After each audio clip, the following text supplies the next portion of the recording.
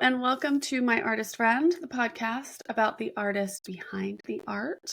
My name is Becky Helms. I'm your host and artist friend today, and today's episode is a Q&A.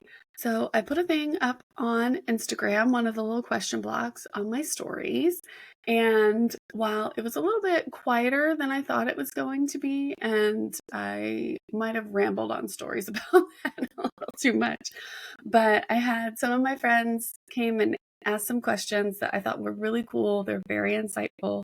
So I've got some kind of deep questions about balancing your work and life and art, and then some pretty fun ones as well. So let's just get into it. Also, I forgot to ask folks if they didn't mind having their name mentioned. So I'm not going to mention any names, but the folks who asked the questions, thank you. Next time I will specify and I'll get myself together because I would love to do more regular Q&A episodes in the future. Maybe. I don't know. We'll see. Okay. Anyway, carry on. All right. Question number 1. Any advice for working on personal business goals when you work in full-time corporate? So it's been a while since I worked full-time corporate and worked on a business on the side. But I asked my husband, Andy, as well, because he has a full-time job and he also does creative work on the side. He's an amazing artist.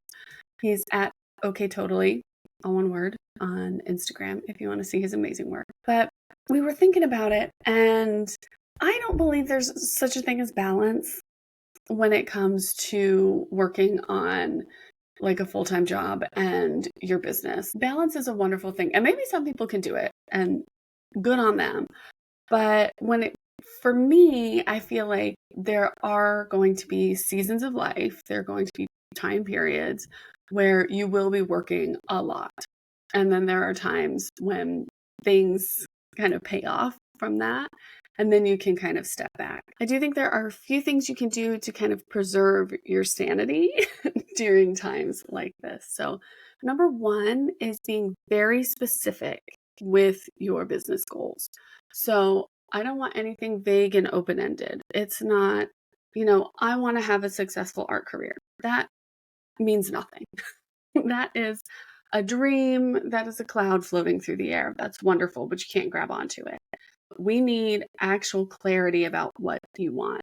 I want to have 3 freelance projects by the end of Q3. I want to reach out to 10 art directors for freelance work this month. I want to come up with 5 new product ideas to put in a shop that I am going to be opening in 2 months. Things like that, where you can put a concrete goal into your brain on your notebook, hanging on your wall. And then you can have those to look at and then know that you are reaching that goal. Because for me, if I have I want a successful art career and to quit my full-time job, I will waffle everywhere. I will run around and do laundry and clean my house. I will have a stroke of genius and make a piece, and then it'll sit there and I won't send it to anybody. You need to have the clarity in your goals so you know what you're working towards. Because if you're also working a full-time job, you don't want to stress yourself out with these ambiguous ideas at the end of the day. You want to see that you're making progress in it so you can cross off the art directors that you've sent things to. You can tick off the products that you are working on and making. These are things so you can see the progress, because that kind of goes along with the second thing that I think you need to think about when you're making personal business goals and working full time, is to put a timeline around your projects, because it is so easy when you are working full time or momming full time or whatever, kind of caretaking that you're doing and working on another business. It's really easy to burn out on that if you don't have frameworks around the time that you're spending. So you have these goals like, oh, I'm going to reach out to X number of art directors. And then because you are trying to be a freelance illustrator, you want to add freelance editorial work to your portfolio. This is just an example. And give yourself X amount of time to really pour into that. And then at the end of that time period, you can reassess. Honestly, I think it's really important to put that kind of parameter around your work and what you're doing, because otherwise you'll be doing it perpetually. You know what I mean? And then you will spiral down into that because you're working full time. You are, busting your booty, working on your creative business, and there's no kind of end in sight. So I think it's very important to put a timeline around any of your creative projects, any of your kind of personal business goals. I'm going to give myself 3 months to really concentrate on this. And then if this doesn't pan out, then I will give myself another 3 months and I'll work on this thing. And it could be 3 months, it could be 6 months. It's whatever feels good, but give yourself enough time to kind of sit in whatever project or goal you're working towards, but let there be an ending, because then that also leads into the third thing that I think you should consider when you're working on personal goals and working full time is to check in with yourself regularly. So have a time where you kind of sit down and reflect on, what you're doing. Is this making progress? Am I moving forward in my goal? And you can do that either weekly, monthly, quarterly, at the end of a project span, however it makes sense for your schedule and your projects. But make that time to review so you can look back on it and see, okay, this thing that I'm doing is working really well. I want to do more of that. Or this part of the process is bringing me a lot of joy. I want to figure out how to put that into more of these projects. And I have an episode called the Creative Retrospective, and that kind of goes through different ideas of how to look back on your work. Mine was for the whole year of 2024, but you can still use the same kind of prompts to do things weekly, monthly, quarterly, whatever you want to do. I have a few. You can look through kind of my Q1, Q2 planning episodes as well. Those might be helpful too. But to recap, advice for working on personal business goals and full-time work at the same time, because it's hard. And like I remember the hustle, and it is so easy to spiral to the burnout. So be very specific with your goals. How many people you want to reach out to, how many products you want to make, when you want to launch, things like that. Be very specific. Put a timeline around your projects so you can know there is an end date, and then check in with yourself regularly and review the work, review how you feel, figure out what's working, what's not working. And then when you start that next kind of time frame, that next 3 months, that next 6 months, then you'll know what you like, what you don't like, what you want to do moving forward to tweak and try again. It's hard, but it's doable. And a lot of people love having a full-time job, especially in the United States. How else are you going to get healthcare? So some people need to work a full-time job to have healthcare in the US and work their creative job part-time or on the side. So be sure you're also taking time for yourself, taking time for breaks, taking time for rest, because that is necessary as well. Okay, the next one is a little bit similar. It's how do you balance crafting for a job versus crafting for yourself? So since I had a DIY blog a long time ago, and now I'm kind of getting more into the home decor. Don't worry about what's behind me if you're watching on YouTube. But I'm doing a lot more crafting for Substack. I'm doing a lot more kind of project ideas for the podcast and for Snart, and I'm hopefully going to be doing more. But when you make your job crafting and you love crafting and want to make stuff for yourself, It's really hard. It's like the same thing as when you have a creative job, because when I had my shop, I had to draw. That was my job, was to draw and make product. So what do I do when I go home? It's like, you get into your job because you love drawing, and then now it's like all your money depends on it. Like, what are you gonna do?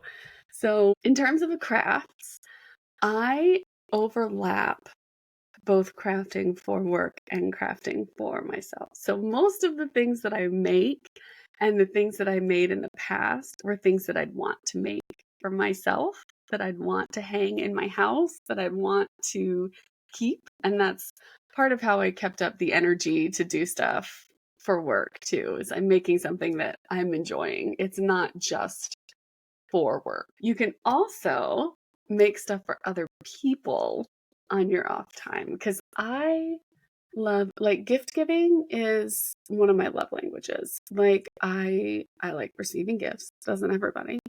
But I also love giving gifts. So if I'm carving out time to make crafts at home, making it for someone, having a birthday coming up, or a holiday that I want to celebrate, or, whatever, or just someone I want to send something to, just because making something for someone else can give me a little bit more oomph when I'm feeling a little burnt out on crafting at home. Also, you know what? Now that I think about it, if I'm having a hard time crafting for myself and carving out the time, I will make it about Christmas.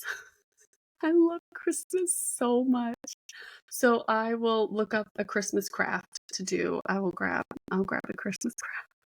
This is my favorite thing. Last thing I would do for balancing crafting for a job and crafting for myself is figuring out quick wins. Because when I'm making stuff for myself, it's very easy for me to put a project away and not come back to it, because, I have laundry, I gotta make dinner, I gotta go pick up my kid, there's all kinds of stuff. If you can see in this mirror, I have my Christmas quilt that still needs to be basted and quilted and bound. Still. But if I'm making something for myself, if I can grab something that is a quick win, then that will give me kind of the drive to get in on the bigger stuff too. So I have a whole episode about that called Balancing Long and Short-Term Projects. That's episode number 25, and I'll have links to the episodes before. The other one I mentioned was episode 6, the Creative Retrospective. But episode 25 is Balancing Long-Term and Short-Term Projects. And I have to say, after doing that podcast and I started making earrings, I started doing, more daily drawings in a sketchbook. It has really changed my creative practice, and it has brought so much more joy. And I can feel when I'm feeling grumpy about anything, I'll just get out my little beads and make a pair of earrings, and it makes me happy. So in terms of balancing crafting for job and crafting for myself, number one, I overlap the two. I make stuff for myself with things I do for my job. Number two is I'll make things for someone else on my off time, because sometimes that feels more fun. And then number three is to find a quick win, something fun to do for myself that only takes, maybe half an hour to make start to finish, when I'm feeling golden. Okay, we have another question about balance. When you were in your biz, how did you balance art for fun and art for work? So I touched on that just a little bit in the last question. The short answer is I did not.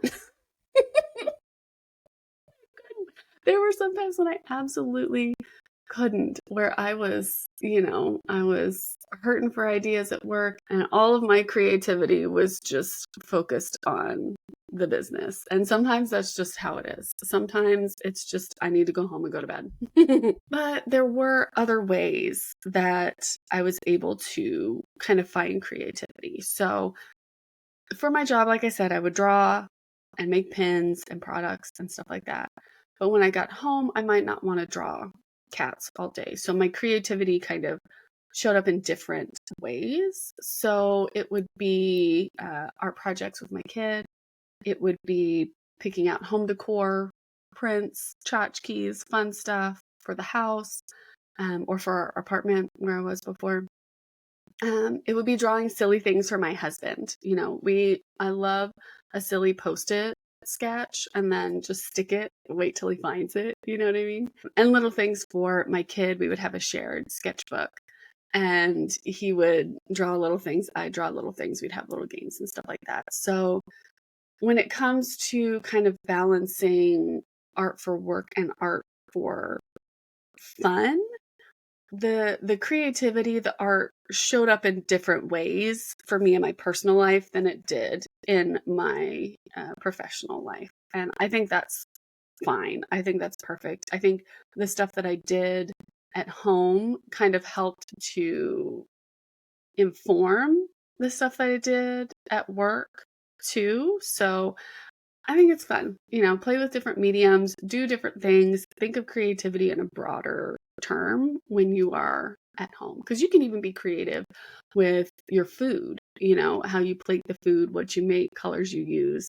That can be a source of creativity as well. So I think kind of broaden your idea of creativity for fun. Sometimes I would have to either carve out the time for myself to make something else or follow the energy when I would get inspired. But the key for both of those is to take that time. So however the inspiration hits, take that time to nurture it. If you have to put it in a calendar and be like, I have to do something creative for myself on Friday at 2 p.m., that's fine.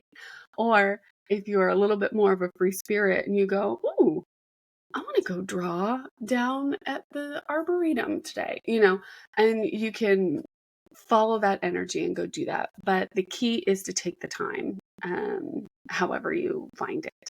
And kind of the last thing is in regards to that time is to flip your mindset, because sometimes the idea of spending time on yourself and your personal art project when your work is art, it can feel like wasted time. Why am I doing this? I should be drawing something for the shop. I shouldn't be using my work time, doing whatever it is I'm doing. But it's not wasted time if it's time spent nurturing your creativity. So I want you to kind of let go of that idea. Now, if you spend the whole time, every single workday, following the energy, sometimes you got to pull it back in. We got to look at those goals. But I think it's good to not feel bad about taking time for yourself, especially in terms of art. So in terms of balancing art for fun and art for work, there are times when there is no balance. It doesn't exist. Number 2, creativity shows up in different ways. How else can you be creative and create art in your life that is not directly related to the medium that you use for work? Because there are lots of other ways that it shows up. Number 3, either carve out the time or follow the energy. However the inspiration hits, whether you have to schedule it or not, take that time to nurture your creativity, because number 4, time spent nurturing creativity is not wasted time, especially when your work is art. Like, you need the perspective, you need the variety, you need the fun for your brain. So don't feel bad about taking time for that. Okay, next question. What would you do for business now versus then? Advice for someone who wants to start a business. My first advice, number 1, is to start an email list immediately. You can use Substack is free. You can use Klaviyo if you're hooked into Shopify, even though I think their prices went up. You can use Flowdesk. I am not a MailChimp person. I will be a MailChimp hater for life. So sorry. You will never hear a MailChimp ad coming out of my mouth. But Substack, Klaviyo, Flowdesk, I think Shopify has some pretty good apps too. Natively, if you are a Squarespace girly, they have email as well, even though they nickel and dime you for it. But start an email list immediately. And email lists are so important because the people who give you that actively want to know more from you. So gather those emails, talk about them on social media, post about them regularly on your stories, on your feed, and email folks regularly as well. Stay in their inbox, all right? At least once a week. If you have to, every 2 weeks. But yeah, stay in their inboxes because that's where the folks who really want to support you are. The second thing I would do is to definitely post on social media, but not enough to make it like another full-time job. The thing I am learning more and more about social media is you have truly no control. You know, it works for some people really well. It doesn't for others, but you do want to get in front of people. It is a good free way to get eyeballs on your work. So show up regularly, but if it starts to interfere with your work, then that can be a problem. So I don't have any good advice on social media anymore. I do have power prompts, which I put in my founding members section in Substack. But that gives you a bunch of ideas if you don't know what to post, which is pretty fun. Social media is important, but don't get wrapped up in the metrics. That's really all I'm saying. I got very wrapped up in the metrics and it really messed with my own mental health and continues to. It's wild how it's all rewired up there. It's not okay. But social media is wonderful for connecting with people and connecting with customers. So do it, but just remember, content creator is a job in and of itself. So try to separate yourself from the metrics, but get your stuff out in front of people. And number 3, one of the things I'm noticing now, because I do research a lot of small businesses for my newsletter, I pick at least 6 new businesses every week. And one thing that drives me crazy is when folks don't have an about page. What is your name? What are your pronouns? Where are you from? Like, what is the point? Like, I want to know who you are. And especially now, people are using their dollars not just to, buy stuff they want, but also to not necessarily make a statement, but they want to give money to people that they know align with their kind of personal beliefs. So having an about page that explains who you are, where you're from for your local folks, what you're all about, people will know if you are a safe space for them or not. And I think it's so important. It drives me crazy. I have some links for really great about pages that I have seen recently. The Peach Fuzz does a great job. Chunks is really interesting. My friend Denisha has a really good one. My friend Stacy has a good one. And Adam Ceramic has another really good one. So if you want some really good they all do it a little bit differently so you can see kind of what works for you. But have an about page, that's like the biggest thing. So yeah, I feel like starting an email list immediately, not waiting on that at all, and emailing people regularly, I think is a big thing that I would do starting a business now. And then kind of decoupling your idea of validation with social media and kind of the need to post constantly, but also still getting your work out there. So, and it's nice. There are a lot of templates you can use, blah, blah, blah. But I would use social media a little bit more strategically in terms of my own mental health now versus what I was doing before. And then I would have a stellar about page. Oh my gosh. Because mine really was like the same for years. And like I would update it a little bit, but it kind of sat neglected. So I would definitely put more effort into my about page at this point. And a bonus, I would also concentrate more on SEO at this point to try and get my search engine optimization even better. I do have a few tips on that in my episode 21 to spring clean your creative practice and business, because alt text and compressing photos is a big deal too. So I would spend more time up front doing that so I wouldn't have to go back and redo all of that kind of stuff. But that's a little bit more technical. I hope that was helpful. All right, now we're getting into the more fun, personal, silly stuff. So how do you decide what books and goodies to collect or curate over others? So I was thinking about that and I was like, do I have a process for this or is it just vibes? And then I thought about it, and there are a few things I kind of consider when I'm looking at especially new collections. But number one, aesthetics, vibes. Is it cute? Does it fit in my kind of kawaii mid-century aesthetic? Do not use this room behind me as a judgment. Okay. We're working on it. But, does it fit? Is it cute? That's why I had a hard time with the Labubus because I was like, I don't know if I think these are cute. I was having a hard time. And like, if it's not oh my God, give that to me now, it's not usually something that I go for.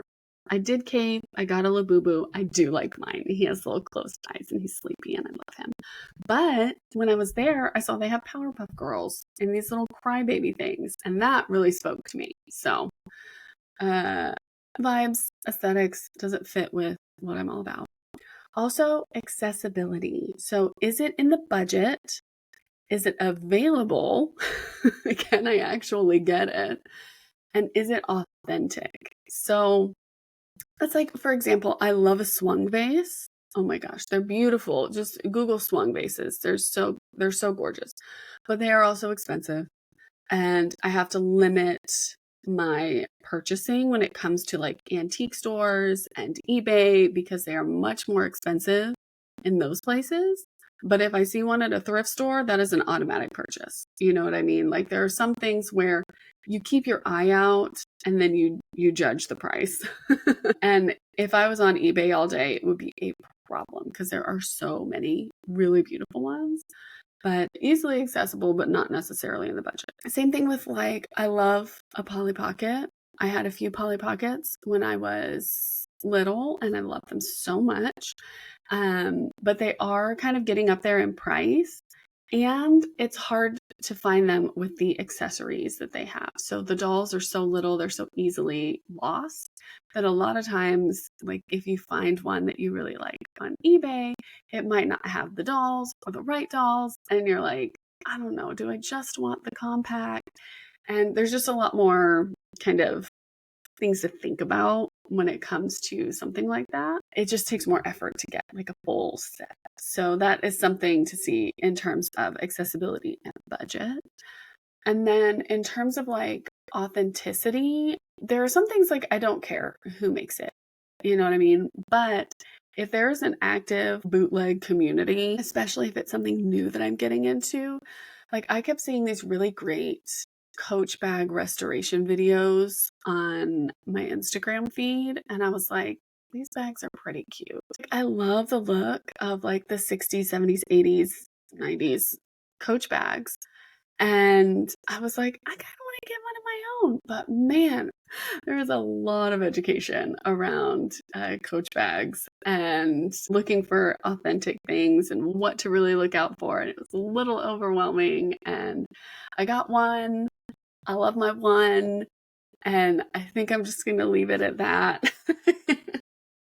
At least for now, because it's a lot to get into. So yeah, the accessibility of it all. And then there's just the nostalgia factor. Are there things from my childhood that I either want back or things that I was never able to have? Like recently, just last year, American Girl Dolls re-released Kirsten's Christmas. She's right over here. And getting my first American Girl doll. Absolutely cried. I'm like a 41-year-old woman crying over a doll. But it was exciting because it was my favorite one. I loved that book. I love Christmas. It was like a convergence of a lot of things. So there was a lot of like nostalgia and I was happy for my inner child to have something like that. And then I was just thinking the other day, I did used to have a sky dancer. I know you know what that is. The little girls who you like put it in a little stand and you pull the rip cord and she's got these wings and she flies around and like clocks your sister in the eyeball with her crazy plastic wings. They took them away pretty quickly, but man, I have the dolphin one and I need her again. So yeah, a lot of it's nostalgia. So aesthetics, accessibility, and nostalgia. for my collections. Okay, next fun question. Where do you shop for supplies now that Joanne is gone? Man, it is a bummer that Joanne is gone. There are some fabric stores in Ann Arbor that I have been frequenting. There's one that's the Ann Arbor Quilt Store and one that's called, I believe it's Leaboo. That's my favorite. Those folks are amazing over there. They don't have very much fabric, but they have every tool you could possibly imagine. And they'll like service machines. Love them. Other than that, I have been going like directly to the website. So I was looking for floss and I couldn't find it. So I'll probably go to Michael's, see what they've got. But you can also just go to DMC Thread's website and get a ton of thread there. You can just go directly to a lot of these crafting websites. I used to make a ton of perler bead stuff.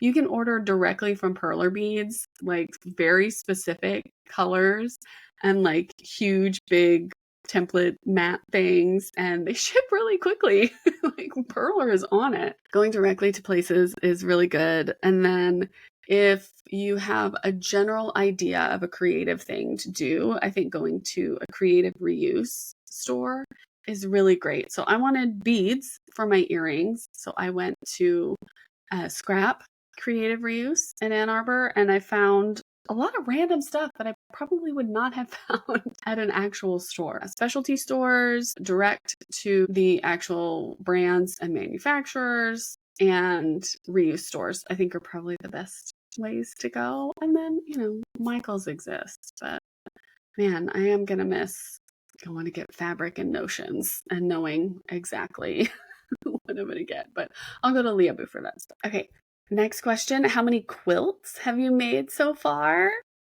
I have made 3 full quilts so far. I also have 3 quilted things that are in progress still. So hopefully I will have 6 completed quilts by the end of the summer, I'm hoping. They are smaller. The first 2 were baby quilts, and the last one was a larger one that I made for my husband. I never shared that one just because it was for him, but I was really happy with how that one turned out because it was much more modern, and I used sashiko for that one. It's still just 3, and I have 3 things on deck. And the last question for today's episode is, who is your favorite Animal Crossing villager of all time? My most favorite villager that is in my village right now is Hamlet. He's a little hamster, and he's like the sporty kind. So he's always talking to me about, like getting pumped up, and he's hilarious. I love him dearly. He will never leave my island. I will never allow that. I also love Kid Cat. Kid Cat is really great. But my village, I've got Pecan, the squirrel. I love Maple, the sweet little bear. I have Etoile, who is very fancy. It's probably really bad, but I've started kicking out people who have ugly houses. So I can have like the most pastel, cute little houses on my island. Hamlet's house is not cute though, and he'll stay forever. I love him dearly. But yeah, I think Hamlet and Kid Cat and probably Pecan and Blue Bear. There are so many cute ones. I do wish Apple was on my island. Both Andy and Emmett have Apple, and I think the hamsters are so cute. She's just precious. But yeah, that's all I can think of off the top of my head. I love Hamlet. Anyway, thank you so much for listening. Thank you to the folks who sent in questions. I really, really appreciate you. If you have any other questions, let me know. You can send me a DM on Instagram. You can reply to this on Substack. You can do comments on Substack, which is really fun.